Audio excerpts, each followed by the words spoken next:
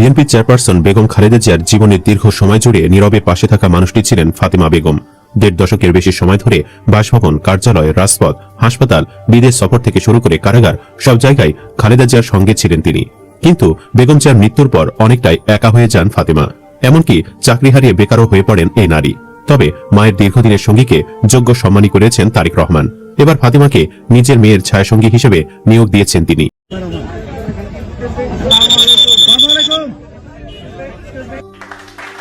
আসসালামু আলাইকুম প্রিয় দর্শক, নতুন একটি নিউজে আপনাদেরকে স্বাগতম। দর্শক, বাংলাদেশের যে বর্তমান রাজনৈতিক প্রেক্ষাপট এবং যেই পরিস্থিতি সৃষ্টি হয়েছে তারই আলোকে আপনাদের সামনে বেশ কয়েকটি গুরুত্বপূর্ণ ভিডিও নিয়ে হাজির হয়েছি, যার কিছু অংশ বিশেষ ভিডিও শুরুতেই দেখেছেন।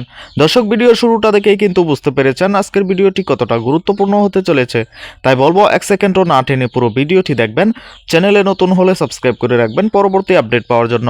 ভিডিওতে একটি লাইক করে দেখতে থাকুন সম্পূর্ণ ভিডিওটি।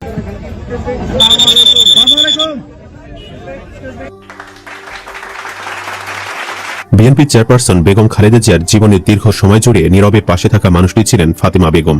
১.৫ দশকের বেশি সময় ধরে বাসভবন, কার্যালয়, রাজপথ, হাসপাতাল, বিদেশ সফর থেকে শুরু করে কারাগার সব জায়গায় খালেদা জিয়ার সঙ্গে ছিলেন তিনি।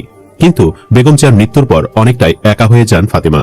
এমনকি চাকরি হারিয়ে বেকারও হয়ে পড়েন এই নারী। তবে মায়ের দীর্ঘদিনের সঙ্গীকে যোগ্য সম্মানী করেছেন তারেক রহমান।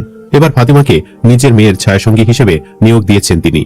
এরই ধারাবাহিকতায় চেয়ারপারসনের মৃত্যুর পর এবার সেই ফাতেমাকে দেখা গেল তার নাতনি জাইমা রহমানের পাশে। ২ জানুয়ারি সামাজিক যোগাযোগ মাধ্যমে ছড়িয়ে পড়া কয়েকটি ভিডিওতে দেখা যায় দাদির কবর জিয়ারত করতে গেছেন জাইমা। সেখানে জাইমা রহমানের সঙ্গে ছিলেন ফাতেমা বেগম। বহনকারী গাড়ি থেকে জাইমা রহমান নামার সময় তার ঠিক পেছনেই ফাতেমাকে বেরিয়ে আসতে দেখা যায়। এই দৃশ্য ঘিরে সামাজিক যোগাযোগ মাধ্যমে আলোচনা শুরু হয়। অনেকে ধারণা করছেন খালেদা জিয়ার পর এখন জাইমা রহমানের ব্যক্তিগত সহচর হিসেবে দায়িত্ব পালন করছেন ফাতেমা। নাম প্রকাশে অনিচ্ছুক বিএনপির একটি সূত্র জানিয়েছে, দৈনন্দিন প্রয়োজন ও চলাফেরার ক্ষেত্রে জাইমা রহমানকে নিয়মিত সঙ্গ দিচ্ছেন ফাতেমা, ঠিক যেমনটি তিনি খালেদা জিয়ার ক্ষেত্রে করতেন। ফাতেমাকে নতুন করে পুনর্বাসন করায় সামাজিক যোগাযোগ মাধ্যমে প্রশংসায় ভাসছেন বিএনপির নব্য নির্বাচিত চেয়ারম্যান তারেক রহমান। ফেসবুকে একজন লিখেছেন, খালেদা জিয়ার মৃত্যুর পর ফাতেমা আপাকে নিয়ে চিন্তায় ছিলাম, তবে জিয়া পরিবারের প্রতি পূর্ণ আস্থা ছিল এবং আছে। আজকের এই ভিডিও দেখে ফাতেমা আপাকে নিয়ে আর টেনশন নেই। দাদি ফাতেমাকে বসাতো সামনের ছিটে, আর নাতনি বসিয়েছে একেবারে পাশের ছিটে। নাতনি যেন দাদির চেয়েও এগিয়ে। ফাতেমাকে নিয়ে তারেক রহমান বলেছেন, আমার পরিবারে ছায়ার মতো আঁকড়ে ধরেছিলেন। যখন আমি সপরিবারে লন্ডনে অবস্থান করছিলাম তখন বাসায় মা একা থাকতেন, শুধু ফাতেমা বেগম থাকতেন। এমনকি ২০১৮ সালে যখন মার জেল হয় তখন ফাতেমা ছাড়া মার সেবা করার কেউ নেই ভেবে আদালতে আবেদন করেন যে, স্যার, আমি স্বেচ্ছায় ম্যাডাম জিয়ার সঙ্গে জেলে যেতে চাই তার সেবা করার জন্য, যাহা এই পৃথিবীতে অত্যন্ত দুঃসাহসিকতার কাজ ছিল, যা ফাতেমা করে দেখিয়েছেন। তখন আদালত তার কথায় হতবাক হয়েছিলেন এবং আদালত সেই ব্যবস্থাই করে দিয়েছিলেন। আমার মার সঙ্গে ৭৭৮ দিন জেল খেটেছেন। আজ আমার মা নেই। এই ১৮ বছরে ফাতেমা মায়ের ছায়াসঙ্গী হবার কারণে ফাতেমা শরীর থেকে আমার মায়ের গন্ধ খুঁজে পাই। আমি আইনিভাবে তাকে অ্যাডপ্ট করে আমি বোনের স্বীকৃতি দিলাম। আজ থেকে ফাতেমা কাজের মহিলা নন, সে শহীদ প্রেসিডেন্ট জিয়া রহমান এবং বেগম খালেদা জিয়ার একমাত্র মেয়ে এবং আমরা 2 ভাই, তারেক রহমান এবং আরাফাত রহমান কোকো। উল্লেখ্য, ২০১০ সাল থেকে খালেদা জিয়ার সার্বক্ষণিক সঙ্গী হিসেবে পরিচিত ছিলেন ফাতেমা বেগম। শুরুতে গৃহকর্মী হিসেবে দায়িত্ব নিলেও ধীরে ধীরে তিনি চেয়ারপারসনের ব্যক্তিগত জীবনের অবিচ্ছেদ্য অংশে পরিণত হন।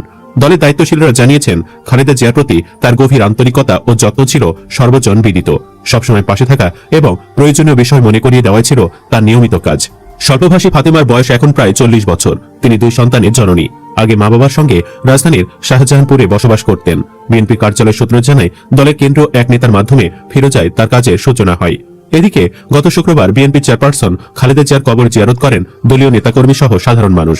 এর আগে কবর জিয়ারত করেছেন তার নাতনি জাইমা রহমান সহ পরিবারের সদস্যরা। শুক্রবার সকাল 10:30টার দিকে রাজধানী জিয়া উদ্যানের কবরে শ্রদ্ধা জানাতে যান তারা। এ সময় খালেদা জিয়ার ছোট ছেলে আরাফাত রহমান কোকোর স্ত্রী শর্মিলা রহমান, তার মেয়ে জাহিয়া রহমান সহ পরিবারের অন্যান্য সদস্য উপস্থিত ছিলেন। কবর জিয়ারতের সময় তারা কবরের পাশে দাঁড়িয়ে পবিত্র কোরআন তিলাওয়াত করেন। এরপর দোয়া ও মোনাজাত করেন। প্রায় 20 মিনিট সেখানে অবস্থান শেষে পরিবারের সদস্যরা চলে যান।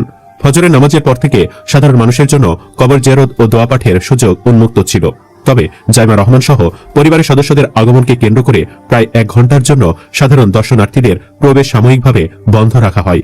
এরপর আবার প্রবেশাধিকার দেওয়া হলে দুপুর 12টা থেকে দিনভর রাজধানী জিয়া উদ্যানে মানুষের ভিড় দেখা গেছে। অনেকেই কান্নায় ভেঙে পড়েন। তাদের প্রিয় নেত্রীর আত্মার মাগফিরাত কামনায় মোনাজাত করেন। কাউকে কাউকে কোরআন তেলাওয়াত করতে দেখা যায়। এর আগে বুধবার বিকেলে রাষ্ট্রীয় মর্যাদায় খালেদা জিয়াকে সমাহিত করা হয় জিয়াউর রহমানের সমাধির পাশেই। পরে নানা আনুষ্ঠানিকতা ও নিরাপত্তার কারণে বৃহস্পতিবার বেলা 11:30 পর্যন্ত সর্বসাধারণের জন্য প্রবেশ বন্ধ রাখা হয়। এদিকে সকাল থেকেই সারা দেশ থেকে আসা নেতাকর্মীরা জিয়া উদ্যানের আশেপাশের এলাকায় ভিড় করেন। সকাল 9টার দিকে বিজয় সরণি সড়ক খুলে দেওয়া হলেও সমাধিস্থলের প্রবেশপথে নিরাপত্তা রক্ষীরা সাধারণ মানুষকে প্রবেশ করতে দেননি। পরে দুপুর 12টার দিকে সমাধিস্থল উন্মুক্ত করা হলে সর্বস্তরের মানুষ কবর জিয়ারত করেন, পুষ্পস্তবক নিয়ে শ্রদ্ধা জানান। সকালে নিরাপত্তা বলয়ের মধ্যেই সাবেক স্বরাষ্ট্র প্রতিমন্ত্রী লুৎফুজ্জামান বাবর কবর জিয়ারত করেন। নিরাপত্তা বেষ্টনীর সামনে দাঁড়িয়ে মোনাজাত করেন দলের যুগ্ম মহাসচিব সৈয়দ ইমরান সালে প্রিন্স। ব্রাহ্মণবাড়িয়া 4 আসনের বিএনপি দলীয় প্রার্থী কবির আহমেদ ভূঁইয়াও আসেন প্রিয় নেত্রীর কবর জিয়ারত করতে। তিনি বলেন, বুধবার নেত্রীর জানাজায় উপস্থিত থাকলেও মনটা অতৃপ্তই রয়ে গেছে, তাই এলাকায় না গিয়ে নেত্রীর কবরের সামনে এসে একটু দোয়া দুরূদ পড়ে মহান আল্লাহর কাছে তার জন্য দোয়া চাইছি।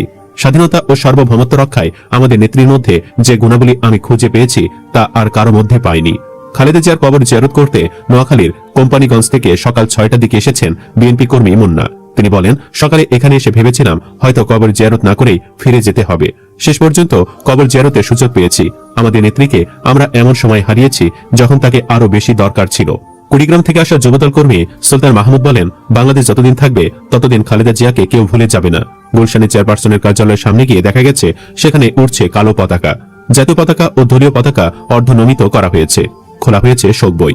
বিভিন্ন দেশের রাষ্ট্রদূত, রাজনীতিবিদরা আসছেন তাদের শোক জানাতে। কার্যালয়ের বাহিরে নেতাকর্মী ও গণমাধ্যম কর্মীর ভিড়। বনানীর যুবদল কর্মী আলতাফ হোসেন বলেন, নেত্রী নেই, মনটা ভালো নেই। প্রিয় দর্শক, সম্পূর্ণ ভিডিওটি দেখলেন, অবশ্যই বুঝতে পেরেছেন ভিডিওটি গুরুত্বপূর্ণ ছিল। দর্শক, ভিডিওতে যে তথ্যগুলো আপনারা পেয়েছেন এ বিষয়ে আপনাদের কি মতামত তা অবশ্যই কমেন্টে জানাবেন এবং পরবর্তী আপডেট ভিডিওগুলো সবার আগে পেতে চ্যানেলটিকে এখনই সাবস্ক্রাইব করে রাখুন। এই মুহূর্তে বিদায় নিচ্ছি, দেখা হবে পরবর্তী কোনো ভিডিওতে। সে পর্যন্ত ভালো থাকুন, সুস্থ থাকুন। আসসালামু আলাইকুম।